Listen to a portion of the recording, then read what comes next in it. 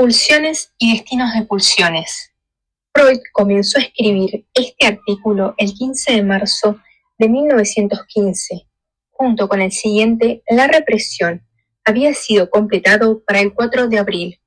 En aras de una comprensión más clara, es preciso llamar la atención sobre una ambigüedad en el uso de los términos pulsión, agencia, representante de pulsión. En la página 117, Freud define la pulsión como un concepto fronterizo entre lo anímico y lo somático, como un representante psíquico de los estímulos que provienen del interior del cuerpo y alcanzan el alma. En dos oportunidades anteriores la había definido casi en los mismos términos. Unos pocos años antes, hacia el final de la sección 3 de su estudio del caso Schreber, definió a la pulsión como el concepto fronterizo de lo somático respecto al anímico, el representante psíquico de poderes orgánicos. Y en un pasaje escrito probablemente pocos meses antes que el presente artículo y agregado a la tercera edición, la definió como la agencia representante psíquica de una fuente de estímulos intrasomática en continuo fluir, uno de los conceptos del deslinde de lo anímico respecto de lo corporal.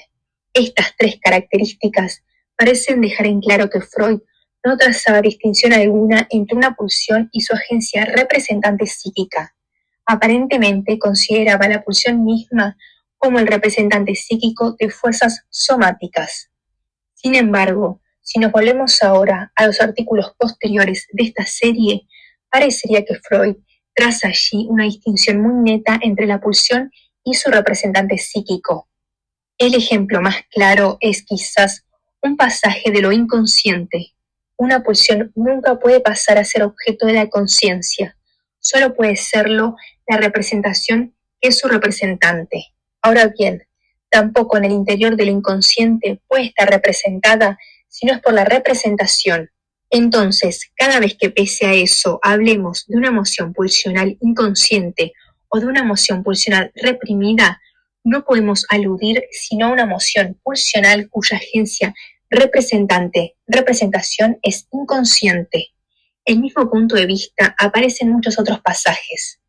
Por ejemplo, en el artículo sobre la represión, Freud habla de la agencia representante psíquica, agencia representante de representación de la pulsión.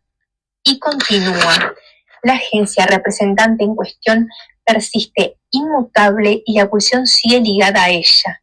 En el mismo artículo escribe luego que una agencia representante de pulsión es una representación o un grupo de representaciones investidas desde la pulsión con un determinado monto de energía psíquica, líbido, interés. Y sigue diciendo que junto a la representación interviene algo diverso, algo que representa a la pulsión. En este segundo grupo de citas, por lo tanto, la pulsión ya no es considerada como una agencia representante psíquica de emociones somáticas, sino más bien como no psíquica en sí misma. Ambos puntos de vista aparentemente diferentes se encuentran en otros lugares en los escritos posteriores de Freud, si bien el segundo de ellos es el que predomina.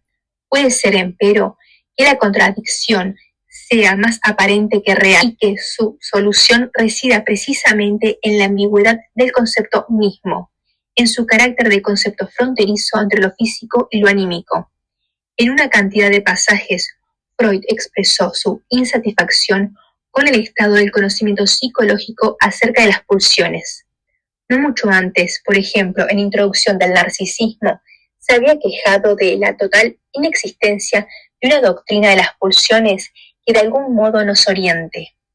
Más tarde, en Más allá del principio de placer, aludió a las pulsiones como el elemento más importante y oscuro de la investigación psicológica, y en su artículo para la Enciclopedia Británica confesó que la doctrina de las pulsiones es para el psicoanálisis sin duda un ámbito oscuro. El presente artículo es un temprano intento de abordar el tema con amplitud. Muchos trabajos posteriores lo corrigieron y completaron en varios puntos, pero de todos modos perdura como la exposición más clara sobre qué entendía Freud por pulsión y cómo pensaba que ella operaba. Es cierto que reflexiones posteriores lo llevaron a modificar sus puntos de vista sobre la clasificación de las pulsiones y sus determinantes más profundos.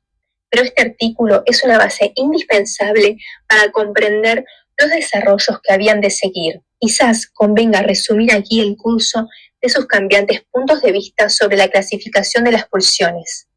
Un hecho sorprendente es que éstas hicieron su aparición en un momento relativamente tardío de la secuencia de sus escritos. La palabra Trev apenas sí se encuentra en los trabajos del periodo de Breuer, en la correspondencia de Fliess e incluso en la interpretación de los sueños.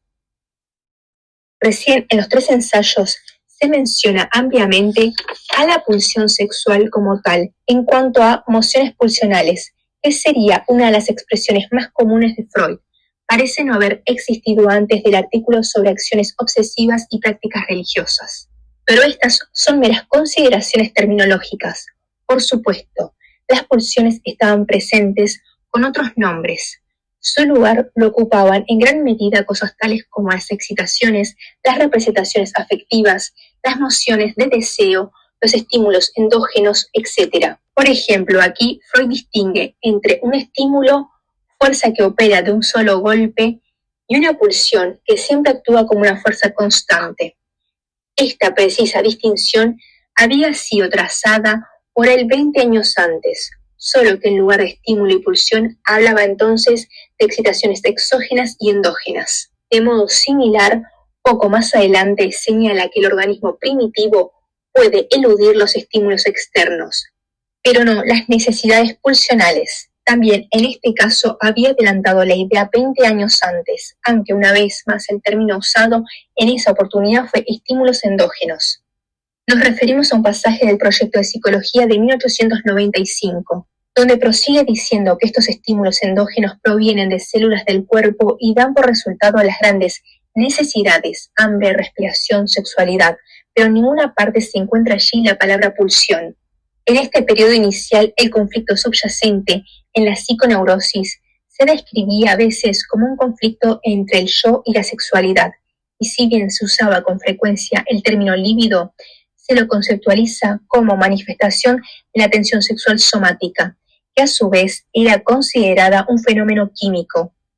Recién en los 3 ensayos se estableció explícitamente que la libido era una expresión de la pulsión sexual. El otro participante del conflicto, el yo, permaneció indefinido durante mucho más tiempo.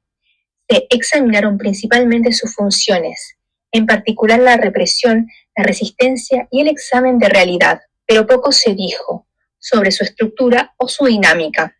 Las pulsiones de autoconservación habían sido escasamente mencionadas, salvo de modo indirecto y en relación con la teoría de que la libido se apuntalaba en ellas en las fases más tempranas de su desarrollo.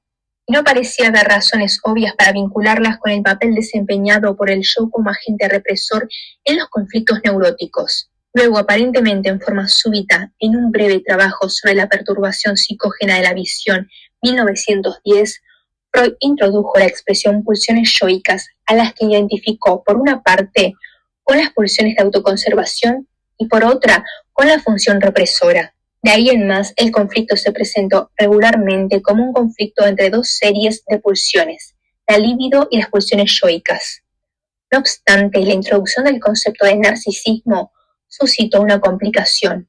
En el artículo correspondiente, Freud planteó la noción de libido yoica o libido narcisista, que inviste al yo, por contraste con la libido de objeto, que inviste a los objetos. Un pasaje de este artículo y una acotación en este trabajo muestran que Freud ya presentía que esta clasificación dualista de las pulsiones quizás no fuera válida. Es cierto que en el análisis de Schreber insistió en la diferencia entre investiduras yoicas y libido, y entre el interés emanado de fuentes eróticas y el interés en general, distinción que reaparece en una réplica de Jung, en el artículo sobre el narcisismo. En el presente artículo volvió a emplear el término interés, y en la 26 de las conferencias de introducción al psicoanálisis, interés yoica o simplemente interés aparecen regularmente por oposición al libido. Con todo, permanecía oscura la naturaleza exacta de estas pulsiones no libidinales. El punto decisivo en la clasificación de las pulsiones se alcanzó en más allá del principio de placer.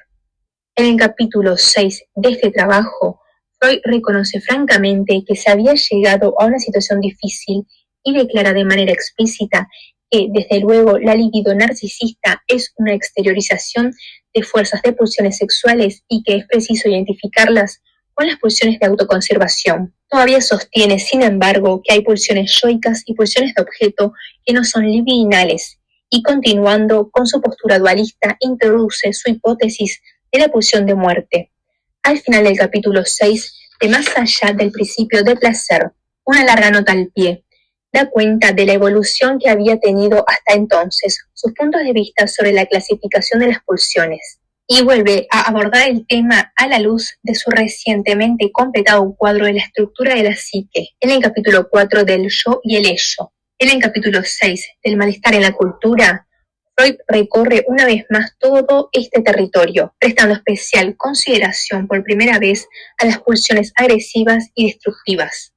Hasta entonces, les había concebido escasa atención, excepto en aquellos casos como el sadismo y el masoquismo, en que aparecían fusionadas con elementos libidinales, pero en ese capítulo las aborda en su forma pura y las explica como retoños de las pulsiones de muerte.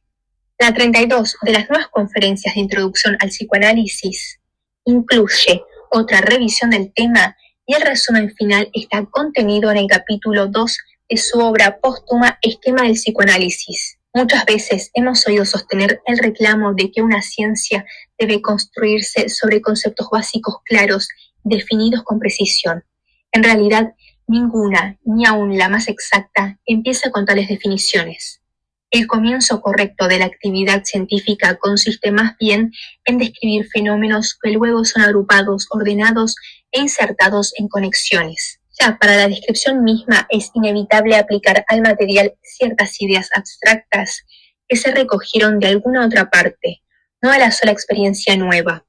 Y más insoslayables todavía son esas ideas, los posteriores conceptos básicos de la ciencia, en el ulterior tratamiento del material. Al principio deben comportar cierto grado de indeterminación.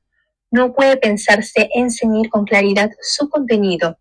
Mientras se encuentran en ese estado, tenemos que ponernos de acuerdo acerca de su significación por la remisión repetida al material empírico del que parecen extraídas, pero que en realidad le es sometido.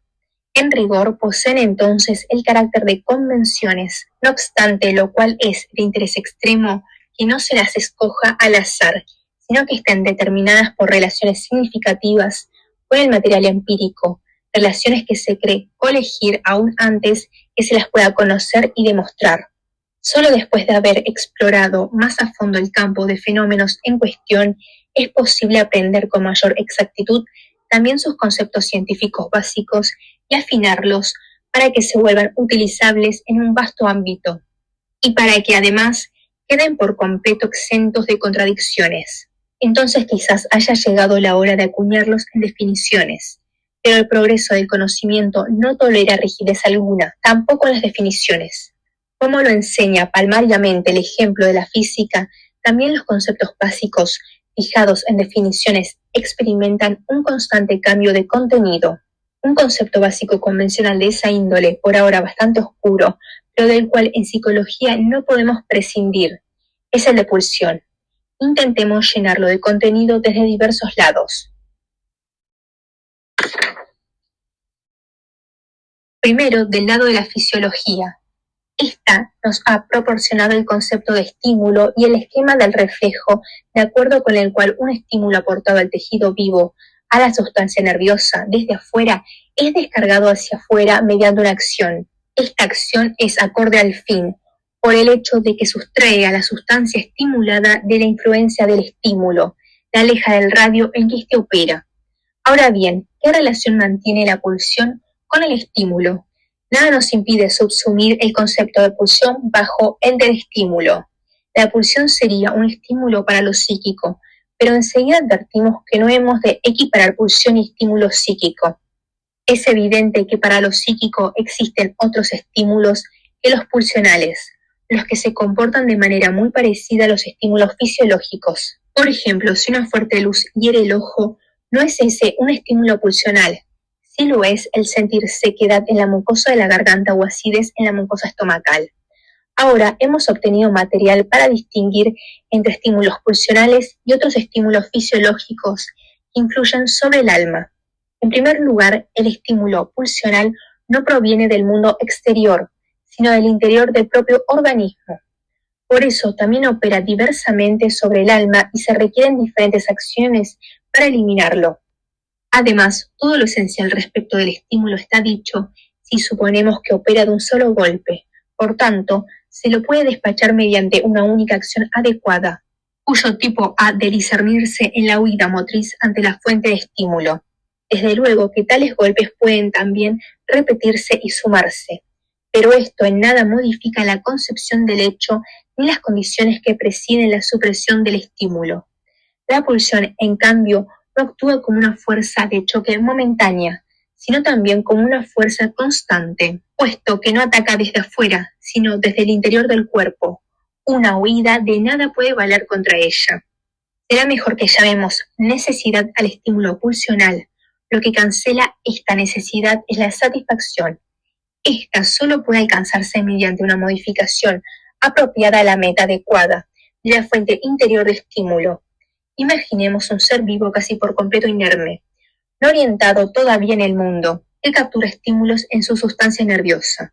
Este ser muy pronto se halla en condiciones de establecer un primer distingo y de adquirir una primera orientación. Por una parte, registra estímulos de los que puede sustraerse mediante una acción muscular, huida, y a estos los imputa a un mundo exterior.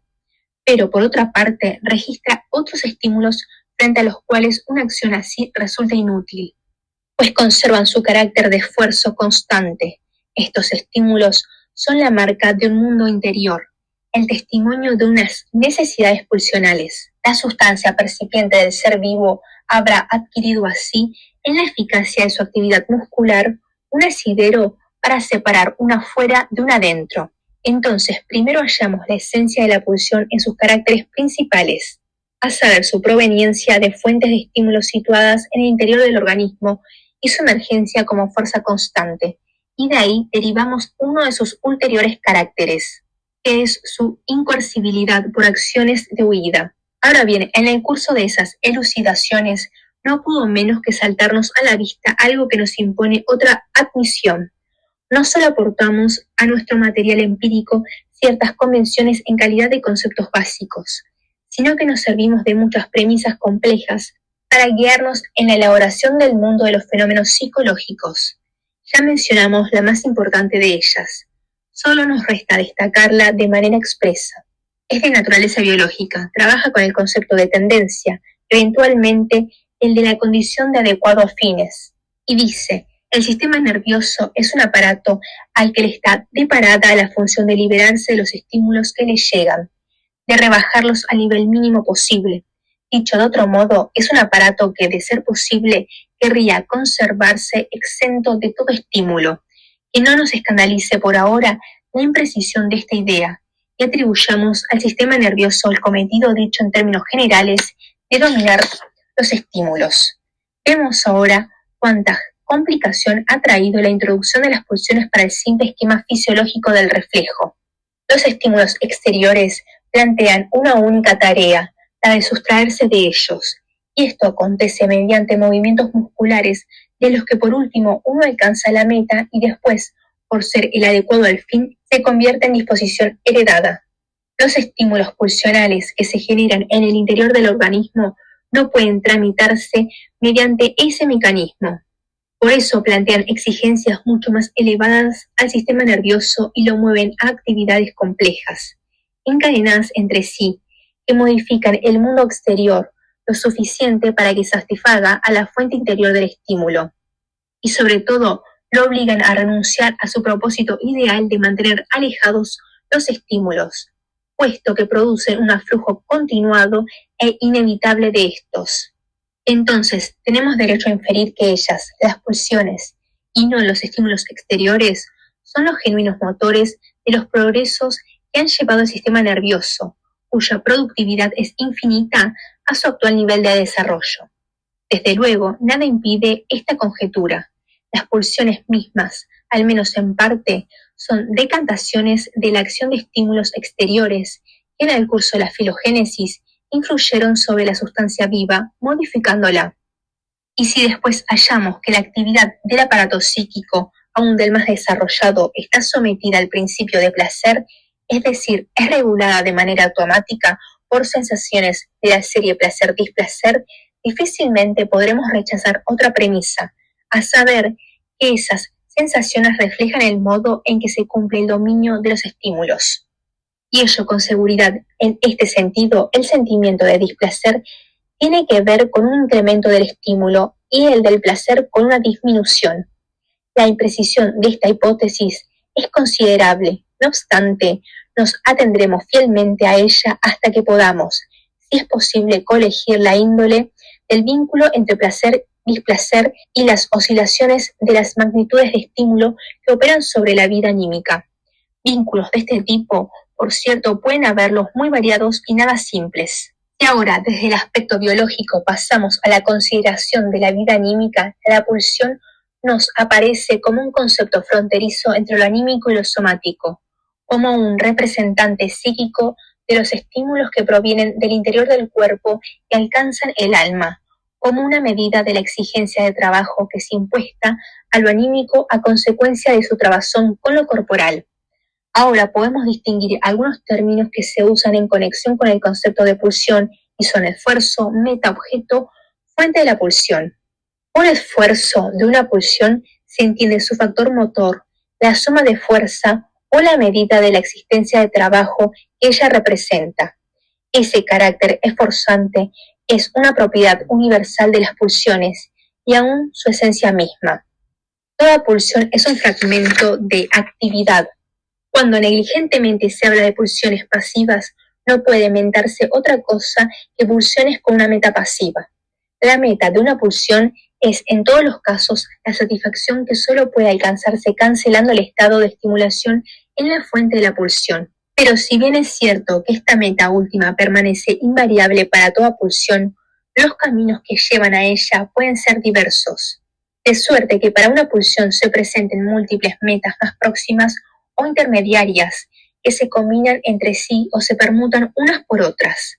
La experiencia nos permite también hablar de pulsiones, de meta inhibida en el caso de procesos a los que se permite avanzar un trecho en el sentido de la satisfacción pulsional, pero después experimentan una inhibición o una desviación.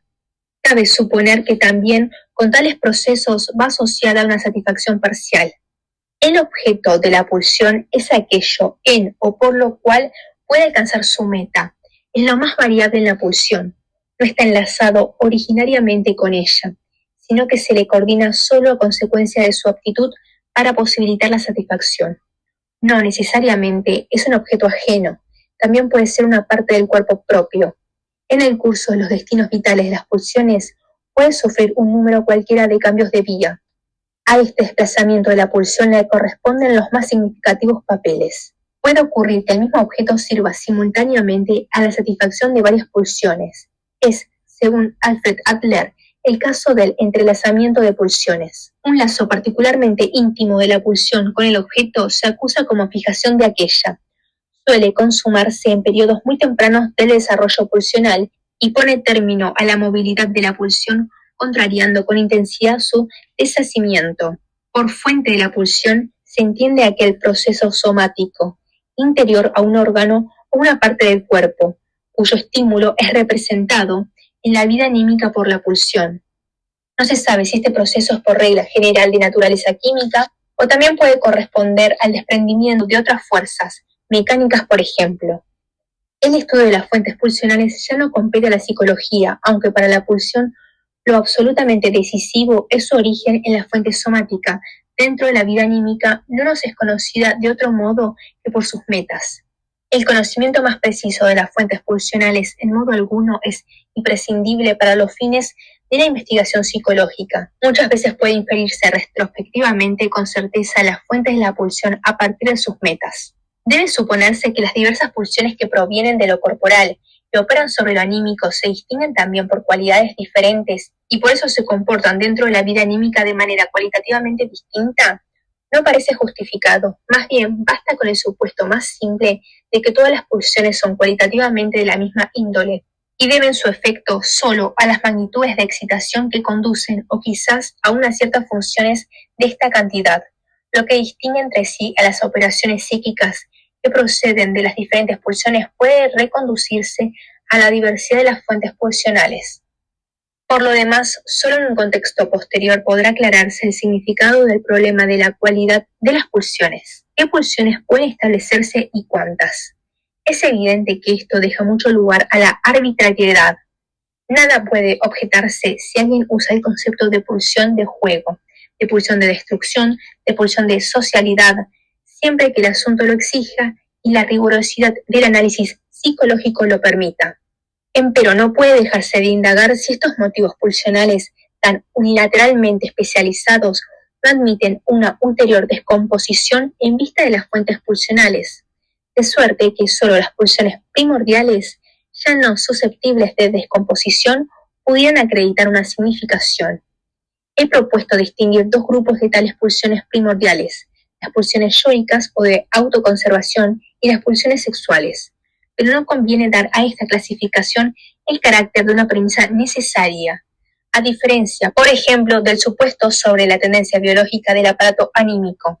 Es una mera construcción auxiliar que solo ha de mantenerse mientras resulte útil y cuya sustitución por otra en poco alterará los resultados de nuestro trabajo descriptivo y ordenador.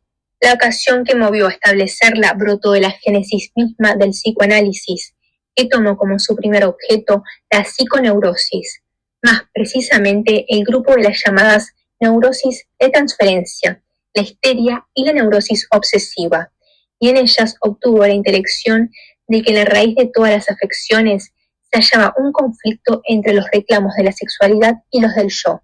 Como quiera que sea, es posible que un estudio más exhaustivo de las otras afecciones neuróticas, sobre todo de las psiconeurosis narcisistas, las esquizofrenias, obligue a enmendar esa fórmula y por tanto a agrupar de otro modo las pulsiones primordiales.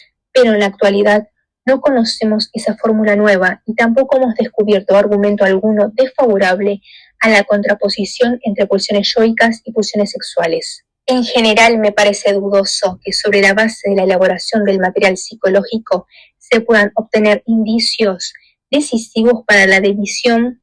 A los fines de esa elaboración parece más bien necesario aportar al material determinados supuestos acerca de la vida pulsional y sería deseable que se los pudiera tomar de otro ámbito para transferirlos a la psicología.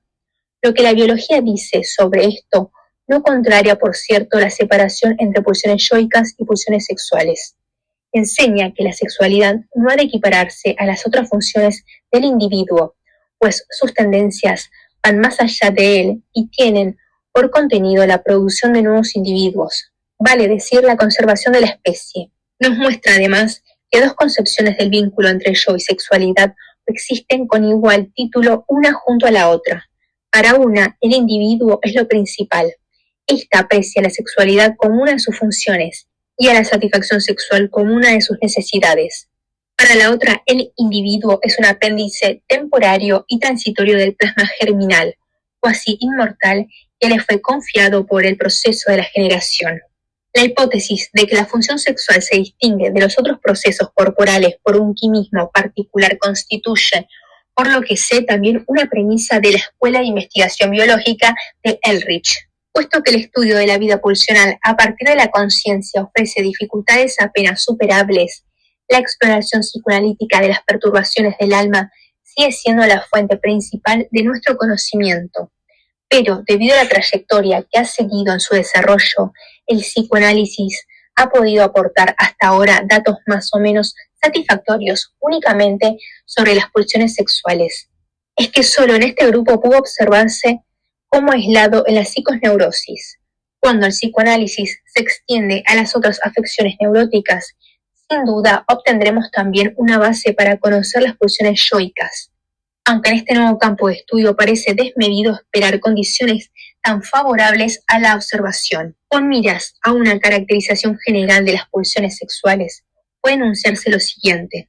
Son numerosas, brotan de múltiples fuentes orgánicas, al comienzo actúan con independencia una de otras, y solo después se reúnen en una síntesis más o menos acabada. La meta que aspira a cada una de ellas es el logro del placer de órgano. Solo tras haber alcanzado una síntesis cumplida, entran al servicio de la función de reproducción, en cuyo carácter se las conoce comúnmente como pulsiones sexuales. En su primera aparición se apuntalan en las pulsiones de conservación, de las que solo poco a poco se deshacen. También en el hallazgo de objeto siguen los caminos que les indican las pulsiones yoicas. Una parte de ellas continúan asociadas toda la vida a estas últimas, a las cuales proveen de componentes libidinosos que pasan fácilmente inadvertidos durante la función normal y solo salen a la luz cuando sobreviene la enfermedad. Se singularizan por el hecho de que en gran medida hacen un papel vicario unas respecto de las otras y pueden intercambiar con facilidad sus objetos, cambios de vía, a consecuencia de las propiedades mencionadas en último término. Se habilitan para operaciones muy alejadas de sus acciones meta originarias. Tendremos que circunscribir a las pulsiones sexuales, mejor conocidas por nosotros, la indagación de los destinos que las pulsiones pueden experimentar en el curso de su desarrollo. La observación nos enseña a reconocer como destinos de pulsiones de esa índole los siguientes: el trastorno hacia lo contrario, la vuelta hacia la persona propia, la represión, la sublimación. Puesto que no tengo proyectado tratar aquí la sublimación y como la represión exige un capítulo especial, solo nos resta describir y examinar los dos primeros puntos, atendiendo a los motivos, las fuerzas contrarrestantes de una prosecución directa de las pulsiones. Los destinos de pulsión pueden ser presentados también como variedades de la defensa contra las pulsiones. El trastorno hacia lo contrario se resuelve ante una consideración más atenta en dos procesos diversos: la vuelta de una pulsión de la actividad a la pasividad y el trastorno en cuanto al contenido. Por ser ambos procesos de naturaleza diversa, también ha de tratárselos por separado. Ejemplos del primer proceso brindan los pares de opuestos sadismo, masoquismo y placer de ver exhibición. El trastorno solo atañe a las metas de la pulsión. La meta activa, martirizar, mirar, es reemplazada por la pasiva, ser mirado, ser martirizado. El trastorno, en cuanto al contenido, se descubre en este único caso, la mudanza del amor en odio. La vuelta hacia la persona propia se nos hace más comprensible si pensamos que el masoquismo es sin duda un sadismo vuelto hacia el yo propio, y la exhibición lleva incluido el mirarse el cuerpo propio. La observación analítica no deja subsistir ninguna duda en cuanto a que el masoquismo goza compartidamente la furia que se abate sobre su persona y el exhibicionista su desnudez. Lo esencial en este proceso es entonces el cambio de vía del objeto, manteniéndose inalterada la meta. Entre tanto, no puede escapársenos que vuelta hacia la persona propia y vuelta de la actividad a la pasividad convergen o coinciden en estos ejemplos. Para esclarecer estos vínculos se hace indispensable una investigación más a fondo. En cuanto al par de opuestos sadismo-masoquismo, el proceso puede presentarse del siguiente modo. A. El sadismo consiste en una acción violenta, en una afirmación de poder dirigida a otra persona como objeto. B. Este objeto es resignado y sustituido por la persona propia. Con la vuelta hacia la persona propia, se ha consumado también la mudanza de la metapulsional activa en una pasiva. C. Se busca de nuevo como objeto una persona ajena, que a consecuencia de la mudanza sobrevenida en la meta, tiene que tomar sobre sí el papel del sujeto. El caso C es del masoquismo, como comúnmente se lo llama. La satisfacción se obtiene también en él por el camino del sadismo originario, en cuanto el yo pasivo se traslada en la fantasía a su puesto anterior, que ahora se deja en su puesto ajeno. Es sumamente dudoso que exista también una satisfacción masoquista más directa. No parece haber un masoquismo originario que no se engendre del sadismo de la manera descrita. El supuesto de la etapa B no es un superfluo, como lo revela la conducta de la pulsión sádica en la neurosis obsesiva. Aquí hallamos la vuelta hacia la persona propia sin la pasividad hacia una nueva. La mudanza llega solo hasta la etapa P. De la manía de martirio se engendran automartirio, autocastigo, no masoquismo. El verbo en voz activa no se muda a la voz pasiva, sino a una voz media reflexiva. La concepción del sadismo perjudicada también por la circunstancia de que esta pulsión parece perseguir, junto a su meta general, quizás mejor en el interior de esta, una acción meta muy especial, junto a la humillación y al sojuzgamiento en infligir dolores.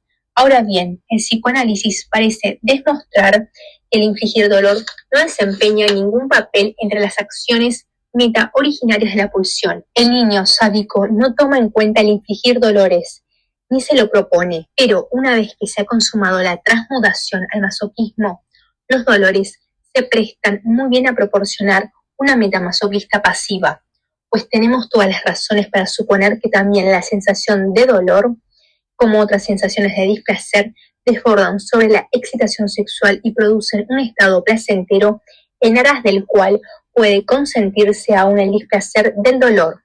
Y una vez que el sentir dolores se ha convertido en una meta masoquista, puede surgir retrospectivamente la meta sádica de infligir dolores, produciéndolos en otro. Uno mismo los goza de manera masoquista en la identificación con el objeto que sufre.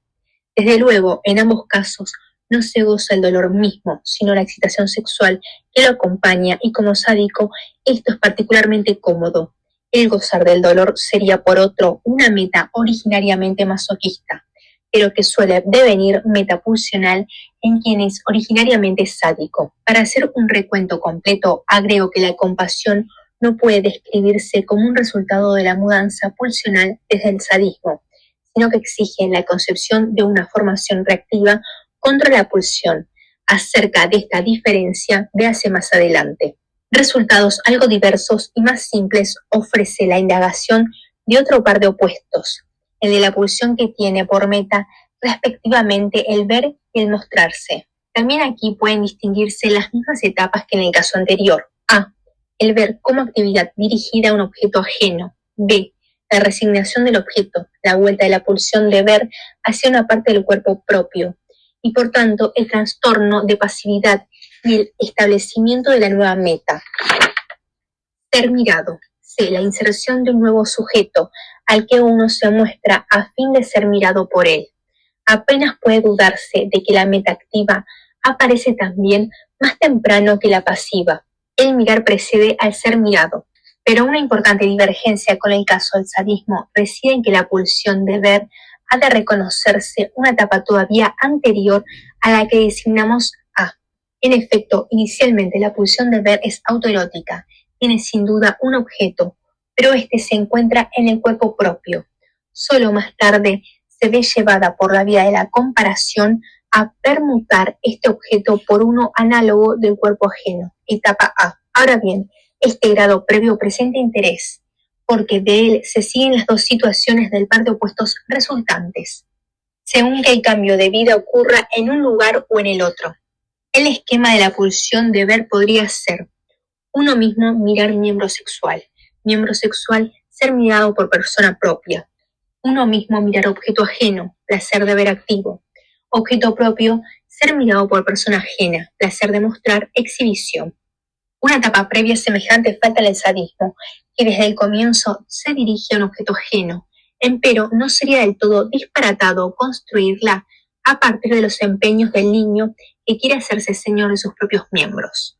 Para los dos ejemplos de pulsión aquí considerados, vale esta observación: la mudanza pulsional mediante trastorno de la actividad en pasividad y mediante vuelta sobre la persona propia nunca afecta, en verdad, a todo el mundo de la moción pulsional.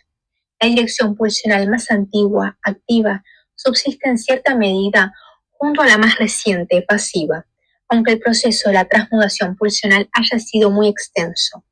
El único enunciado correcto acerca de la pulsión de ver sería este: todas las etapas de desarrollo de la pulsión, tanto la etapa previa autoerótica como las conformaciones finales activa y pasiva, subsisten unas junto a las otras.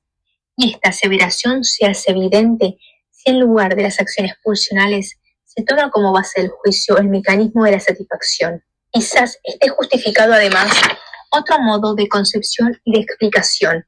Podemos descomponer toda vida pulsional en oleadas singulares, separadas en el tiempo y homogéneas dentro de la unidad de tiempo, cualquiera que sea esta, las cuales se comportan entre sí como erupciones sucesivas de lava, Entonces podemos imaginar que la primera erupción de lava, la más originaria, prosigue inmutable y no experimenta desarrollo alguno. La oleada siguiente está expuesta desde el comienzo a una alteración, por ejemplo la vuelta a la pasividad, y se agrega con este nuevo carácter al anterior. Y si después se abarca con la mirada la emoción pulsional desde su comienzo hasta un cierto punto de tensión, la sucesión descrita de las oleadas proporcionará la imagen de un determinado desarrollo de la pulsión. El hecho de que en esa época más tardía del desarrollo pueda observarse junto a una emoción pulsional su opuesto pasivo merece ser destacado mediante el certero nombre introducido por Bleuel: ambivalencia. El desarrollo pulsional se nos haría comprensible por la referencia a la historia del desarrollo de la pulsión y a la permanencia de las etapas intermedias. La experiencia nos indica que la cuantía de la ambivalencia comprobable varía en alto grado entre los individuos, grupos humanos o razas. Una extensa ambivalencia pulsional en un ser vivo actual puede concebirse como una herencia arcaica, pues tenemos razones para suponer que la proporción de las emociones activas no mudadas ha sido mayor en la vida pulsional de épocas primordiales que en promedio en la de hoy.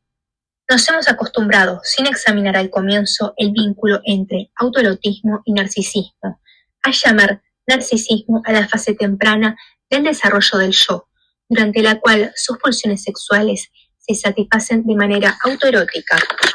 Deberíamos entonces decir que la etapa previa de la pulsión de ver, en que el placer de ver tiene por objeto el cuerpo propio, pertenece al narcisismo. Es una formación narcisista. Desde ella se desarrolla la pulsión activa de ver, dejando atrás al narcisismo, pero la pulsión pasiva de ver retiene el objeto narcisista. De igual modo, la transmutación del sadismo al masoquismo implica un retroceso hacia el objeto narcisista. Y en los dos casos, o sea, el del placer pasivo de ver y el del masoquismo, el sujeto narcisista es permutado por identificación con un yo otro, ajeno. Si consideramos la etapa previa del sadismo, esa etapa narcisista que construimos, alcanzamos una intelección más general. Los destinos de pulsión, que consisten en la vuelta sobre el yo propio y en el trastorno de la actividad en pasividad, depende de la organización narcisista del yo y llevan impreso el sello de esta fase. Corresponden quizás a los intentos de defensa en etapas más elevadas del desarrollo del yo se ejecutan con otros medios. Aquí caemos en la cuenta de que hasta ahora solo sometimos a examen el par de opuestos pulsionales, sadismo-masoquismo y el placer de ver, placer de mostrar. Son estas las más conocidas de las pulsiones sexuales que se presentan como ambivalentes. Los otros componentes de la función sexual más tardía no han resultado aún lo bastante asequibles al análisis como para que podamos elucidarlos de manera parecida. De ellos podemos decir en general que actúan de modo autoerótico, es decir, su objeto se eclipsa tras el órgano que es su fuente, y por lo común coincide con este último. El objeto de la pulsión de ver es también primero una parte del cuerpo propio, no obstante, no es el ojo mismo. Y en el sadismo, el órgano fuente, que es probablemente la musculatura capaz de acción, apunta de manera directa a un objeto otro, aunque se sitúe en el cuerpo propio. En las pulsiones autoeróticas es tan decisivo el papel del órgano fuente que, según una sugerente conjetura de Federn y Shekels, forma y función del órgano determinan la actividad o pasividad de la meta pulsional. La mudanza de una pulsión en su contrario, material, solo es observada de un caso, la transposición de amor en odio, puesto que con particular frecuencia ambos se presentan dirigidos simultáneamente al mismo objeto. Tal coexistencia ofrece también el ejemplo más significativo de una ambivalencia de sentimientos. El caso del amor y del odio cobra un interés particular por la circunstancia de que es refractario a ordenarse dentro de nuestra exposición de las pulsiones. El vínculo más íntimo une estos dos sentimientos opuestos con la vida sexual. No podemos dudar de eso, pero naturalmente somos reacios a concebir el amar como si fuera una pulsión parcial de la sexualidad, entre otras. Más bien querríamos discernir en el amar la expresión de la aspiración sexual como un todo, pero tampoco así aclaramos nada y no sabemos cómo habría de comprenderse un contrario material de esa aspiración. El amar no es susceptible de una sola posición, sino de tres. Además de la oposición amar-odiar, hay la que media entre amar y ser amado. Y por otra parte, amar y odiar tomados en conjunto se contraponen al estado de indiferencia. Estas tres oposiciones, la segunda, la que media entre amar y ser amado, se corresponde por entero con la vuelta de la actividad a la pasividad y admite también como la pulsión de ver idéntica reconducción a una situación básica. El aquí amarse a sí mismo, lo cual es para nosotros la característica del narcisismo.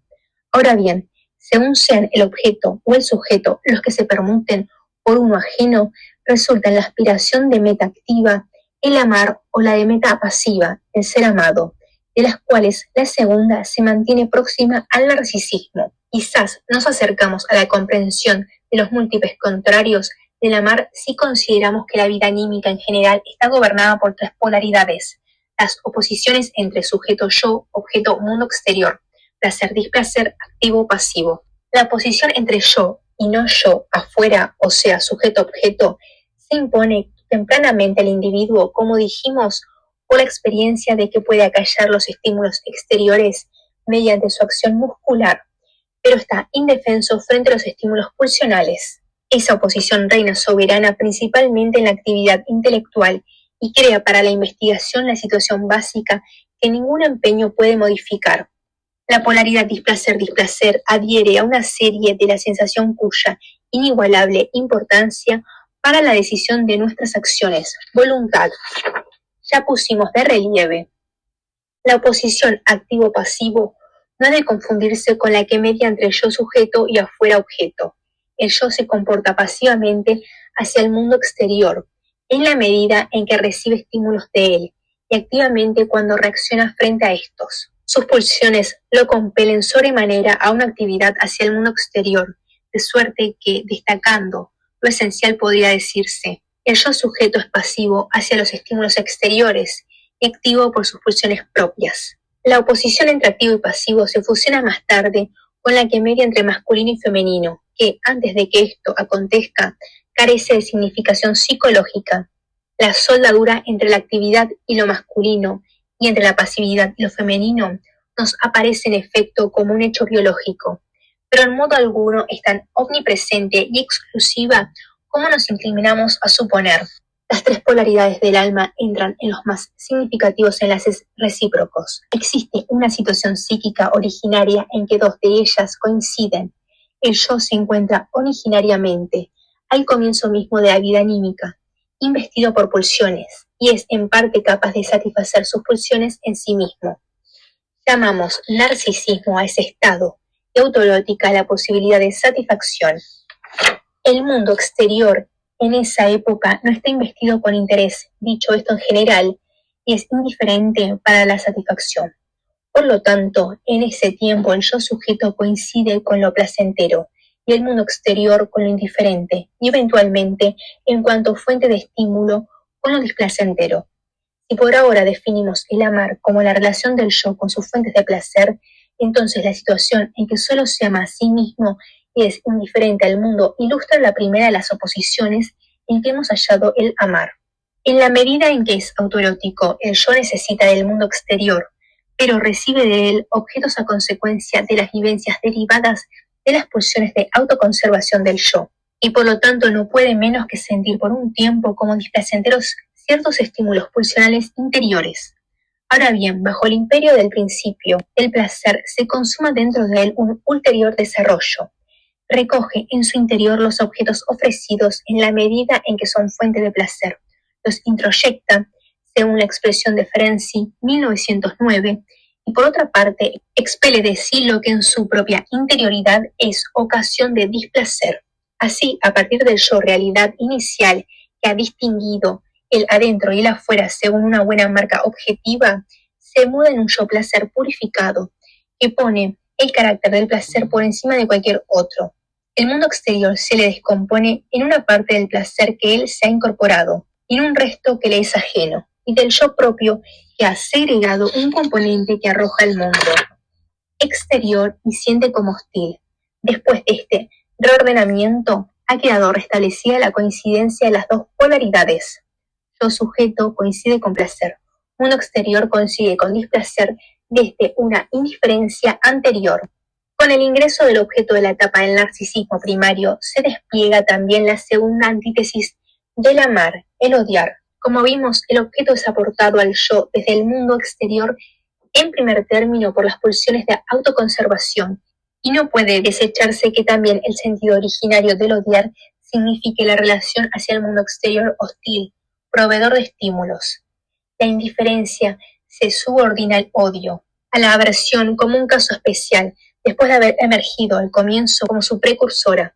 Lo exterior, el objeto, lo odiado, habrían sido idénticos al principio.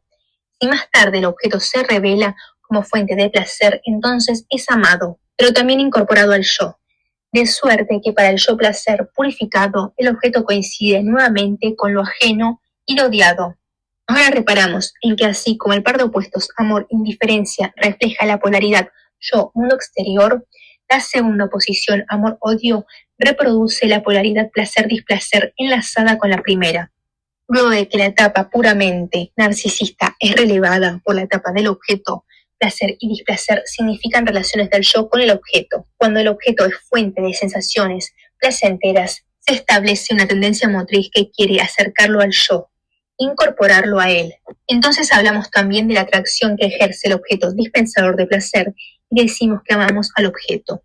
A la inversa, cuando el objeto es fuente de sensaciones de displacer, una tendencia se afana en aumentar la distancia entre él y el yo, en repetir con relación a él el intento originario de huida frente al mundo exterior emisor de estímulos. Sentimos la repulsión del objeto y lo odiamos. Este odio puede después acrecentarse, convirtiéndose en la inclinación a agredir al objeto, con el propósito de aniquilarlo. De vernos precisados, podríamos decirnos que una pulsión ama al objeto al cual aspira para su satisfacción, pero que una pulsión odia a un objeto nos suena bastante extraño y caemos en la cuenta de que los vínculos de amor y de odio no son aplicables a las relaciones y las pulsiones con sus objetos, sino que están reservados a la relación del yo total con los suyos. Por otra parte, la observación del uso lingüístico pleno de sentido indudablemente nos muestra otra restricción en el significado del amor y del odio. De los objetos que sirven para la conservación del yo, no se dice que se los ama, se destaca que se necesita de ellos y tal vez se expresa la injerencia de una relación de otra índole empleando giros que indican un amor muy debilitado. Me gusta, lo aprecio, lo encuentro agradable. La palabra amar se instala entonces cada vez más en la esfera del puro vínculo de placer del yo con el objeto y se fija en definitiva en los objetos sexuales en sentido estricto y en aquellos objetos que satisfacen las necesidades y las pulsiones sexuales sublimadas. La división entre pulsiones yoicas y pulsiones sexuales que hemos impuesto a nuestra psicología está acorde, pues, con el espíritu de nuestro lenguaje. Si no solemos decir que la pulsión sexual singular ama su objeto, y en cambio hallamos que el uso más adecuado de la palabra amar se aplica al vínculo del yo con su objeto sexual, esta observación nos enseña que su aplicabilidad a tal relación solo empieza con la síntesis de todas las pulsiones parciales de la sexualidad bajo el primado de los genitales y al servicio de la función de la reproducción. Es notable que en el uso de la palabra odiar nos salga a la luz una referencia tan estrecha al placer y a la función sexuales. Más bien, la relación de displacer parece la única decisiva. El yo odia, aborrece, persigue con fines destructivos a todos los objetos que se constituyen para él en fuente de sensaciones displacenteras, indiferentemente de lo que signifiquen una frustración de la satisfacción sexual o de la satisfacción de necesidades de conservación. Y aún puede afirmarse que los genuinos modelos de la relación de odio no provienen de la vida sexual, sino de la lucha del yo por conservarse y afirmarse. Amor y odio, que se nos presentan como tajantes opuestos materiales, no mantienen entre sí, por consiguiente, una relación simple. No han surgido de la escisión de algo común originario, sino que tienen orígenes diversos y cada uno ha recorrido su propio desarrollo antes que se constituyeran como opuestos bajo la influencia de la relación placer-displacer. Esto nos impone la tarea de resumir lo que sabemos sobre la génesis del amor y del odio. El amor proviene de la capacidad del yo para satisfacer de manera autoerótica, por la ganancia de un placer de órgano, una parte de sus funciones pulsionales. Es originariamente narcisista, después pasa a los objetos que se incorporaron al yo ampliado y expresa el intento motor del yo por alcanzar esos objetos en cuanto fuentes de placer. Enlaza íntimamente con el quehacer de las posteriores pulsiones sexuales y coincide cuando la síntesis de ellas se ha cumplido con la aspiración sexual total. Etapas previas de amar se presentan como metas sexuales provisionales en el curso del complicado desarrollo de las pulsiones sexuales. Discernimos la primera de ellas en el incorporar o devorar, una modalidad del amor compatible con la supresión de la existencia del objeto como algo separado y que por tanto puede denominarse ambivalente. En la etapa que se sigue, la de la organización pregenital, sádico-anal, el intento de alcanzar el objeto se presenta bajo la forma del esfuerzo de apoderamiento, al que le es indiferente el daño o la aniquilación del objeto. Por su conducta hacia el objeto, esta forma y etapa previa del amor es apenas diferenciable del odio. Solo con el establecimiento de la organización genital, el amor deviene al opuesto del odio. El odio es, como relación con el objeto, más antiguo que el amor. Brota de la respuesta primordial que el yo narcisista opone en el comienzo del mundo exterior prodigador de estímulos. Como exteriorización de la reacción displacentera provocada por objetos, mantiene siempre un estrecho vínculo con las pulsiones de la conservación del yo, de suerte que pulsiones yoicas y pulsiones sexuales con facilidad pueden entrar en una oposición que repite la oposición entre odiar y amar. Cuando las pulsiones yoicas gobiernan a la función sexual, como sucede en la etapa de la organización sádico-anal, prestan también a la meta pulsional los caracteres del odio. La historia de la génesis y de los vínculos del amor nos permite comprender que tan a menudo se muestra ambivalentes, es decir, acompañado por mociones de odio hacia el mismo objeto. Ese odio mezclado con el amor proviene en una parte de las etapas previas del amar, no superadas por completo, y en otra parte tiene su fundamento en reacciones de repulsa procedentes de las pulsiones yoicas, que a raíz de los frecuentes conflictos entre intereses del yo y del amor pueden invocar motivos reales y actuales. En ambos casos, entonces, ese odio mezclado se remonta a la fuente de las pulsiones de conservación del yo. Cuando el vínculo de amor con un objeto determinado se interrumpe, no es raro que lo reemplace el odio, por lo cual recibimos la impresión de que el amor se muda en odio. Pero ahora, superando esa descripción, podemos concebirlo así: en tales casos el odio, que tiene motivación real, es reforzado por la regresión del amar a la etapa sádica previa, de suerte que el odiar cobra un carácter erótico y se garantiza la continuidad de un vínculo de amor. La tercera posición en que se encuentran el amar, la mudanza del amar en un ser amado, responde a la injerencia de la polaridad entre actividad y pasividad, y cae bajo idéntica apreciación que los casos de la pulsión de ver y del sadismo. Podemos destacar, a manera de resumen, que los destinos de pulsión consisten en lo esencial en que las mociones pulsionales son sometidas a las influencias de las tres grandes polaridades que gobiernan la vida anímica. De estas tres polaridades, la que media entre actividad y pasividad puede diferenciarse como la biológica, la que media entre yo y mundo exterior como la real, y por último la de placer-displacer como la económica. El destino de pulsión, que es la represión, será objeto de una indagación posterior.